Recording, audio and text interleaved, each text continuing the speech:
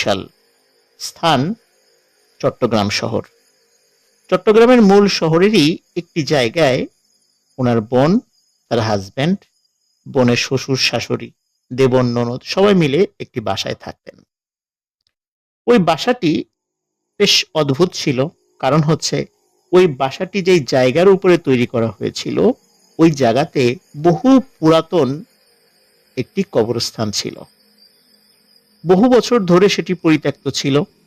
আস্তে আস্তে কবরের অস্তিত্বও বিলীন হয়ে গেছে এবং পরবর্তীতে ওই জায়গাটি বিক্রি হয়ে যায় এবং ওই জায়গার উপরই একটি বাড়ি তৈরি হয়। ওই বাড়িতেই ওনারা থাকতেন। ওই বাড়ির যে ওয়াশরুমটা ছিল সেটি অ্যাটাচ ওয়াশরুম ছিল না, একটি ওয়াশরুম ছিল, সেটি বাড়ির বাইরে ছিল, মানে উঠোনের উপরে ছিল। তো বাড়িতে যখন ওনারা ওঠেন, ওঠার পর থেকেই কিছু কিছু ঘটনা ওনাদের সাথে ঘটতে থাকে। যেমন রাতের বেলা ওনাদের মনে হতো বাড়ির উঠোনে কেউ যেন হাঁটাহাঁটি করছে।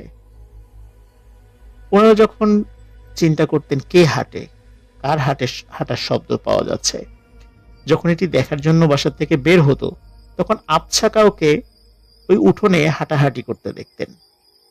কিন্তু যখনই বলতেন এই কে, আর সাথে সাথে সেটি মিলিয়ে যেত।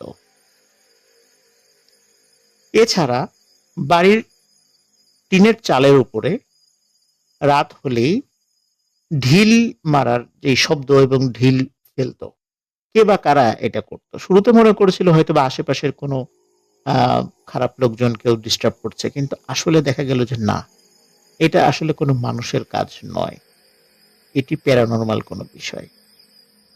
এরকম টুকটাক সমস্যা ওখানে চলছিল। এর মধ্যে ঘটে যায় আরেকটি ভয়ঙ্কর ঘটনা।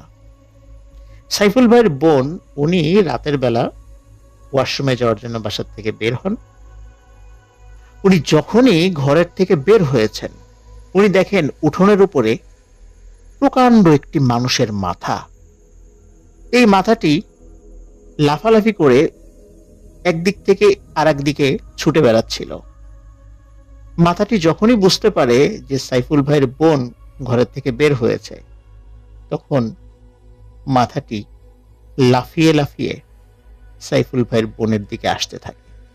সাইফুল ভাইয়ের বোন প্রচন্ড ভয় পান, জোরে এক চিৎকার দিয়ে ঘরে ঢুকেই দরজা বন্ধ করে দেন। ওনার হাজবেন্ড ওনার চিৎকারে ঘুম থেকে উঠে যায়, বলে কি হয়েছে? সব ঘটনা খুলে বলেন তিনি। ওনার হাজবেন্ড উঠে দরজা খুলে বাইরে গিয়ে দেখে কিছুই নেই। তখন ওনার হাজবেন্ড বলেন যে তোমার তো আমাকে ডাকা উচিত ছিল, আমি তোমার সাথে আসতাম, তাহলে তো ভয় পেতে না। তখন সাইফুল ভাইয়ের বোন বলেন যে আমি মনে করেছিলাম যে কোনো সমস্যা হবে না, এই কারণে বের হয়েছিলাম, কিন্তু বের হয়ে দেখি এই ভয়ানক অবস্থা। যাই হোক, এই ঘটনার কয়েকদিন পরে আরেকটি অদ্ভুত ঘটনা ওই বাড়িতে ঘটতে থাকে। সেটি হচ্ছে গভীর রাত্রে একজন মহিলা ওই ঘরের দরজায় টক টক টক টক করে শব্দ করত এবং বলতো তোরা এখান থেকে চলে যা, না হলে কিন্তু তোদের সবার ক্ষতি হবে, দ্রুত এ বাড়ি ছেড়ে চলে যা, থাকবি না এখানে। এরকম প্রায় প্রতি রাত্রেই কোন একজন মহিলা এসে দরজায় নক করে এই কথাগুলো বলতো। তো ওনারা সিদ্ধান্ত নেন এই বাড়িটা ছেড়ে ওনারা চলে যাবেন। কিন্তু এর মধ্যেই ঘটে আরেকটি ঘটনা। সাইফুল ভাইয়ের বোনের শ্বশুর একদিন রাত্রে খাওয়া দাওয়ার পরে ফ্রেশ হওয়ার জন্য ওয়াশরুমে যান। ওয়াশরুম থেকে ফিরে এসেই উনি বলেন যে আমার বুকে ব্যথা হচ্ছে। এই কথা বলতে বলতেই উনি মেঝেতে পড়ে যান এবং আসলে কোনো ধরনের কোনো সময় না দিয়েই উনি পৃথিবীর মায়া ত্যাগ করে চলে যান। আসলে ওনার কেন বুকে ব্যথা হয়েছিল, উনি কি কোনো কিছু দেখে ভয় পেয়েছিলেন কিনা, এই বিষয়ে আসলে উনি কোনো বলার সুযোগই পাননি। উনি জাস্ট খালি বলেন যে আমার বুকে ব্যথা হচ্ছে। এ কথা বলেই উনি মেঝেতে পড়ে যান এবং এর কিছু সময়ের মধ্যেই উনি মারা যান। বাড়ির সবাই কান্নাকাটি শুরু করে দেয়। সাইফুল ভাইয়ের বাড়ি কিন্তু কুমিল্লাতে এবং ওনার বোনের শ্বশুর বাড়ি সেটাও কুমিল্লাতে, কিন্তু ওনার হাজবেন্ডের চাকরির সুবাদে সবাই মিলে চট্টগ্রাম শহরে থাকতেন। যেহেতু ওনার শ্বশুরের বাড়ি কুমিল্লাতে, মানে সাইফুল ভাইয়ের বোনের শ্বশুর বাড়ি কুমিল্লাতে, তাদের সিদ্ধান্ত হয় যে রাত্রেই লাশ নিয়ে তারা কুমিল্লাতে ফিরে আসবেন। তখন একটি অ্যাম্বুলেন্স ভাড়া করা হয়, ওই অ্যাম্বুলেন্সে লাশ তোলা হয় এবং সবাই মিলে ওই অ্যাম্বুলেন্সে উঠে কুমিল্লা শহরের দিকে ওই রাত্রেই রওনা দেন। চট্টগ্রাম শহরের মধ্যে যতক্ষণ পর্যন্ত ছিল, বা এই যে সীতাকুণ্ড পর্যন্ত যতক্ষণ পর্যন্ত ছিল, ততক্ষণ পর্যন্ত তেমন কোনো সমস্যা হয়নি। যখন চট্টগ্রাম পার হয়ে ফেনীর মধ্যে গাড়িটা প্রবেশ করে, ঢাকা চিটাগাং হাইওয়ে দিয়ে আসছিল, ওই দিন রাস্তাঘাটে গাড়িও তুলনামূলক কম ছিল। তো গাড়িটি এগিয়ে যাচ্ছে,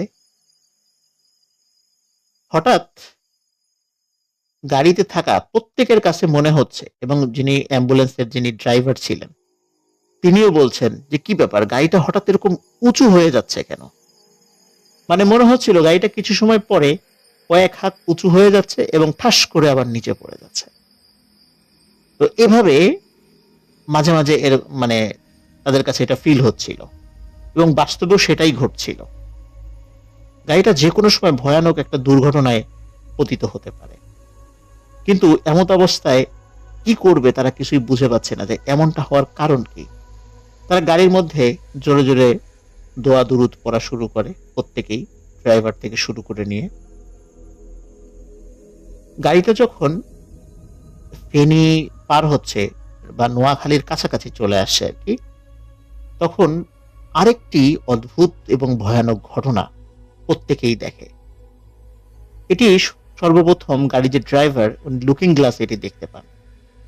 উনি দেখতে পান গাড়ির পেছনে 10-12টি বড় বড় কুকুর প্রচন্ড জোরে দৌড়াতে দৌড়াতে গাড়ির পেছন পেছন আসছে, এবং গাড়ির কাছাকাছি এসে জোরে চিৎকার চেঁচামেচি শুরু করে। শুধু এখানেই যে বিষয়টা থেমে থাকে তা কিন্তু নয়, প্রিয় লিসেনার্স। আমরা জানি অ্যাম্বুলেন্সের পিছনে একটা ব্যাগ ডালা থাকে, যেটা উঁচু করা যায়, এবং উঁচু করে সাধারণত ডেড বডি ঢোকানো বা বের করা, বা রুগীকে ঢোকানো বা বের করার এই কাজটি করা হয়। মাঝে মাঝেই এই গাড়ির পেছনের এই ব্যাগ ডালাটি খুলে উঁচু হয়ে যাচ্ছিল, এবং পেছনে থাকা এই কুকুরগুলো লাফ দিয়ে ওই অ্যাম্বুলেন্সের মধ্যে প্রবেশ করার চেষ্টা করছিল, কিন্তু তারা সেটা পারছিল না। কারণ পেছনে যে সাইফুল ভাইয়ের যে দুলাভাই ছিল, উনি বারবার ওই ব্যাগডালাটা আবার টেনে বন্ধ করে দিচ্ছিলেন। কিন্তু উনি সাহসী মানুষ হলেও এই ধরনের ঘটনা, কারণ কুকুর এত জোরে কিন্তু দৌড়াতে পারে না, আর ঢাকা চিটাগাং হাইওয়েতে এত জোরে গাড়ি চলছে, সেখানে কুকুরগুলো প্রায় অ্যাম্বুলেন্সকে ধরে ফেলছে, এটা কিন্তু একটা অবিশ্বাস্য বিষয় ছিল। রাস্তায় কিন্তু আরো বেশ কিছু গাড়ি চলছিল, তাদেরকে পাশ কাটিয়ে চলে যাচ্ছিল, কিন্তু সেই গাড়িগুলোকে দেখে কিন্তু মনে হচ্ছিল না যে পিছনে এই যে যেই কুকুরগুলো আসছে বা এই ধরনের ঘটনা ওই গাড়ির সাথে ঘটছে, তারা পেছন থেকে এই সমস্ত বিষয় দেখছে। তারা চিন্তা করছিল এগুলো শুধু তারাই দেখছে, অন্য কেউ হয়তো দেখছে না। কুকুরগুলোর উৎপাত যখন চরমে উঠে যায়, তখন একটা সময় ড্রাইভার গাড়িটা রাস্তার এক পাশে দাঁড় করান, সাহস করে নেমে আসেন, কিন্তু নেমে আসার পরে দেখা যায় যে কোনো কুকুর নেই। কিন্তু গাড়ির যে ব্যাগডালাটি রয়েছে, এই ব্যাগডালার উপরে অসংখ্য আঁচড়ের দাগ, যেগুলো ওই কুকুরগুলো ওই গাড়ির পেছনে, মানে অ্যাম্বুলেন্সের পেছনে আঁচড় দিয়েছিল।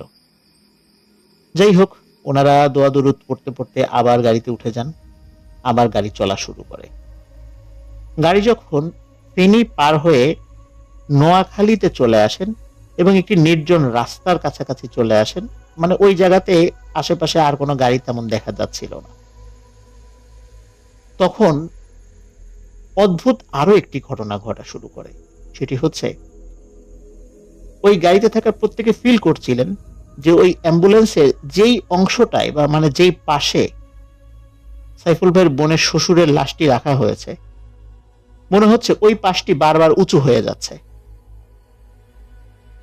গাড়িটা উনি স্পিডে উঠাতে পারছিলেন না, কারণ স্পিড যদি গাড়ির বেড়ে যায় তাহলে এই ধরনের ঘটনা ঘটলে ভয়ানক দুর্ঘটনা ঘটতে পারে। ওনারা আসলে বুঝতে পারছিলেন না এমত অবস্থা ওনারা কি করবেন। ওনাদের শুধু একটাই করার ছিল, এটা আল্লাহকে ডাকা, এবং সেই কাজটি ওনারা করে যাচ্ছিলেন। কিছু সময় পরে হঠাৎ গম গম শব্দে ওনাদের কানে একটি শব্দ ভেসে আসে। কেউ বলছে, লাশটি রেখে যা, লাশটি আমাদেরকে দিয়ে যা, না হলে কিন্তু তোরা সবাই মরবি, এই গাড়ি দুর্ঘটনায় তোরা সবাই মারা যাবি, এখনো সময় আছে, লাশটি দিয়ে যা। তো এই শব্দটা যখন বাইরে থেকে আসছিল প্রত্যেকেই খুব ভয় পাচ্ছিলেন, কিন্তু প্রত্যেকেই এই বিষয়ে সবাই ডিটারমাইন্ড ছিলেন যে লাশ আমরা কাউকে দেব না। যে যাই কিছু বলুক, যে যাই কিছু করুক, লাশ আমরা কাউকে দিব না। যথাযথ মর্যাদার মাধ্যমে এই লাশকে আমরা দাফন করব। এই কোনো প্যারানরমাল ভূত প্রেতের উৎপাতে বা কোনো পিশাচের উৎপাতে আমরা লাশ কোথাও রেখে যাব না। তার জন্য যদি আমাদের যত ক্ষয়ক্ষতি হয় আমরা সেটা মেনে নিতে রাজি আছি, কিন্তু আল্লাহ আমাদেরকে হেফাজত করবেন। এই চিন্তা করে ওনারা যাচ্ছিলেন, এবং ড্রাইভারও খুব সাহসী ছিলেন। ওনার সাথে এই ঘটনা, মানে অ্যাম্বুলেন্সের চালক যে ড্রাইভারের সাথে এই ঘটনা ওনার জীবনে এটি প্রথম ছিল। উনিও ভয় পাচ্ছিলেন, কিন্তু তারপরেও উনি চিন্তা করছিলেন যে অশুভ শক্তির কাছে মাথা নত করা যাবে না, আল্লাহ আমাদেরকে হেফাজত করবেন। উনি গাড়ি চালাচ্ছিলেন। একটি জায়গায় এসে, মানে যখন নোয়াখালীর একদম ভেতরে ঢুকে যান, তখন আর কোনো কিছু ওনারা দেখতে পাচ্ছিলেন না। একদম স্বাভাবিকভাবে গাড়ি চলছিল, কোনো কুকুর নাই, কিচ্ছু নাই, একদম স্বাভাবিক হয়ে যায়। তখন একটি জায়গায় ওনারা গাড়িটা দাঁড় করান যেখানে আশেপাশে দোকানপাট রয়েছে, এবং ওনারা একটু বিশ্রাম নেওয়ার জন্য এবং ফ্রেশ হওয়ার জন্য মানে একটা জায়গায় যাত্রা বিরতিতে। যখন ওনারা ফ্রেশ হচ্ছিলেন, হালকা পাতলা নাস্তা করছিলেন, হঠাৎ প্রচন্ড শব্দে ওই অ্যাম্বুলেন্সের দুটো টায়ার পাংচার হয়ে। ড্রাইভার সাহেব গাড়ির কাছে আসেন, এবং গাড়িতে থাকা আরো যে যারা ছিলেন, বিশেষ করে সাইফুল ভাইয়ের বোন, তারপরে শাশুড়ি, তারপরে সাইফুল ভাইয়ের দুলা ভাই, তারা প্রত্যেকে এসে অদ্ভুত একটি বিষয় দেখতে পান। সেটি হচ্ছে ওই অ্যাম্বুলেন্সের দুটো চাকা মনে হচ্ছে কোনো প্রাণী এমন ভাবে কামড় দিয়েছে ওই চাকার উপরে, এবং কামড় দিয়ে চাকার একটি অংশ তুলে নিয়ে গেছে। এবং একটি চাকায় না, এটি দুটো চাকায় এই ধরনের ঘটনা ঘটে। ওরা খুবই অবাক হন যে এরকম তো হয় না, আর এত জোরে কামড় কে দিল? কোনো প্রাণী তো কামড় দিয়ে এরকম ক্ষতি করার কথা না। যাই হোক, গাড়িতে দুটি স্পেয়ার চাকা ছিল, সেই দুটি চাকা লাগানো হয়। তারপরে চাকা লাগিয়ে আবার গাড়ি চলা শুরু করে। গাড়িটি যখন কুমিল্লা শহরের কাছাকাছি চলে আসে, তখন আরো একটি ভয়ানক ঘটনা ঘটে। সেটি হচ্ছে ওনারা প্রত্যেকেই দেখেন যে রাস্তার উপরে একটি লাশ ভেসে আছে। এটি একবার ডান পাশে যাচ্ছে, একবার বাম পাশে যাচ্ছে, এবং বারবার তাদের গাড়িকে থামিয়ে দেওয়ার চেষ্টা করছে। এবং কেউ একজন বলছে, এখনো সময় আছে, লাশটি দিয়ে যা, না হলে তোরা সবাই মরবি। ড্রাইভার সাহেব আর সাহস ধরে রাখতে পারেননি, উনি গাড়িটি থামিয়ে দেন, কারণ উনি গাড়িটা চালাতে পারছিলেন না সামনে এরকম দৃশ্য দেখে। আর ওনারা যে এতটা পথ সাবলীল ভাবে গাড়ি চালিয়ে এসেছেন, এটাই আল্লাহর একটা বিশেষ রহমত ছিল। কারণ এই ধরনের ঘটনা ঘটার পরে গাড়ির অ্যাক্সিডেন্ট করাটা খুবই একটা স্বাভাবিক ব্যাপার, কিন্তু আল্লাহর রহমতে সেই ধরনের ঘটনা ঘটেনি। ড্রাইভার সাহেব গাড়ি থামান, গাড়ি থেকে নামেন, সামনে কিছুই দেখা যায় না। আবার আল্লাহর নাম জপতে জপতে সবাই যাত্রা শুরু করেন। এ পর্যায়ে আর তেমন কিছুই হয় না। কুমিল্লা শহরে এসে এবং তাদের যে গ্রামের বাড়ি সেখানে আসতে আসতে ভোর হয়ে যায়, মানে ফজরের আজান হয়ে চারদিকে সাদা হয়ে যায় আর কি, আলোকিত হয়ে যায়। সাইফুল ভাইয়ের বোনের শ্বশুরকে গোসল দেয়া হয়, জানাজা করানো হয়, এবং তাকে দাফন করা হয়। এইটুক পর্যন্ত ওই দিন পর্যন্ত মোটামুটি সব ঠিকঠাক ছিল। ওই রাত্রে আরো একটি অদ্ভুত ঘটনা ঘটে, কিন্তু এই ঘটনাটি ঘটে সাইফুল ভাইয়ের বোনের ননদের সাথে। উনি রাত্রে যখন ঘুমিয়েছিলেন, স্বপ্নে উনি দেখতে পান যে কোনো একজন মানুষ কাঁধে করে একটি লাশ নিয়ে আসছে। লাশটি সাদা কাফনে মোড়ানো। লাশটি কাঁধে করে নিয়ে এসে দরজা খুলে ঘরের ভিতরে ঢুকে ঠাস করে ওনার গায়ের উপরে ফেলে দেন, মানে সাইফুল ভাইয়ের বোনের ওই ননদের গায়ের উপরে। স্বপ্নের মধ্যে এই জিনিসটা দেখে উনি ধর্মর করে উঠে বসেন। উঠে বসে উনি যেটি দেখেন সেটি দেখার জন্য উনি মোটেও প্রস্তুত ছিলেন না। উনি দেখেন স্বপ্নের মধ্যে যে লাশটি ওনার গায়ের উপরে কেউ একজন ফেলে দিয়েছে, ওই লাশটি ওনার পাশে শুয়ে আছে, মানে ওই লাশটি ওনার পাশে রাখা। উনি প্রচন্ড জোরে এক চিৎকার দেন। ওনার চিৎকারে ঘরের অন্য লোকজন চলে আসে, এসে দেখে যে কিছুই নেই। উনি বলেন যে উনি স্বপ্নে এরকমটা দেখেছেন এবং স্বপ্ন ভেঙে ওঠার পরে এই ঘটনা ঘটেছে। তখন সবাই বলে যে এটা তোমার মনের ভুল, স্বপ্ন দেখেছ। কারণ আজকে মানে যেহেতু লাশ আনার সময় এতগুলো ঘটনা ঘটেছে, এই জন্য মনের মধ্যে এই বিষয়গুলো বারবার ঘুরপাক খাচ্ছে, যার কারণে এই জিনিসটা বারবার সামনে আসছে। প্রিয় লিসেনার্স, ঘটনা কিন্তু এখানেই শেষ নয়, আরো একটি ভয়ঙ্কর বিষয় অপেক্ষা করছে।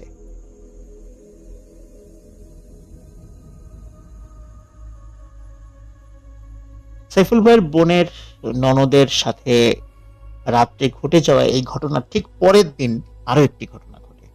এই ঘটনাটি ঘটে সাইফুল ভাইয়ের বোনের শাশুড়ির সাথে। উনি রাতের বেলা এশার নামাজ পড়ার জন্য বা অজু করার জন্য, এশার নামাজ পড়ার জন্য অজু করতে যাবেন, অজু করার জন্য টিউবওয়েলে যান অজু করতে। উনি যখন টিউবওয়েলে অজু করতে গিয়েছেন এবং অজু করছেন, হঠাৎ উনি দেখেন ওনার সামনে ওনার মৃত স্বামী দাঁড়িয়ে আছে। এবং শুধু যে দাঁড়িয়ে আছে তা না, ওনার ওই মৃত স্বামী এগিয়ে এসে খপ করে ওনার হাত ধরেন। হাত ধরে বলে, চল আমার সাথে, একা একা আমার অনেক কষ্ট হচ্ছে, আমি থাকতে পারছি না, আমার সাথে চল। সাইফুল ভাইয়ের বোনের শাশুড়ি প্রচন্ড জোরে চিৎকার করতে থাকেন। ওনার চিৎকারে ঘরের অন্য লোক চলে আসে, কারণ তখন তো খুব বেশি রাত না, সবাই জেগেই ছিল। এসে দেখে যে সাইফুল ভাইয়ের বোনের শাশুড়ি সেন্সলেস হয়ে কলের পাশে পড়ে আছেন। তাকে ধরাধরি করে ঘরে নিয়ে আসা হয়, তাকে জ্ঞান ফেরানো হয়। জ্ঞান ফেরার পরে উনি সব ঘটনা খুলে বলেন যে ওনার সাথে কি ঘটেছে। তখন সবাই বলে যে আসলে তুমি এটা ভুল দেখেছো, কারণ বাবা তো মারাই গেছে, মৃত মানুষ তো আর কখনো এভাবে ফেরত আসতে পারে না, সুতরাং এটা তোমার মনের ভুল। কারণ আমাদের সাথে অনেক ঘটনা পরপর ঘটেছে, বা বেশ কিছুদিন ধরে ওই বাড়িতে থেকে শুরু করে নিয়ে লাশ নিয়ে আসা পর্যন্ত অনেক ঘটনা ঘটেছে, এই জন্য আমরা এই উল্টাপাল্টা দেখছি। যাই হোক, ওই রাত্রে সাইফুল ভাইয়ের বোনের শাশুড়ি আরেকটি ভয়ানক স্বপ্ন দেখেন। স্বপ্নে দেখেন যে ওনার মৃত স্বামী কবর ভেঙে উঠে আসছে এবং বলছে, আমি থাকতে পারছি না রে, আমি থাকতে পারছি না, আমার কাছে চলে আয়, একা একা আমার থাকতে অনেক কষ্ট হচ্ছে। ওনার ঘুম ভেঙে যায়। ঘুম ভেঙে উঠে উনি চিৎকার করতে থাকেন। উনি বলতে থাকেন যে আমি এই স্বপ্ন দেখেছি। তখন সবাই তাকে সান্ত্বনা দেয় যে না, এটা ভুল দেখেছো, কারণ এরকমটা হওয়ার কথা না, স্বপ্ন তো স্বপ্নই।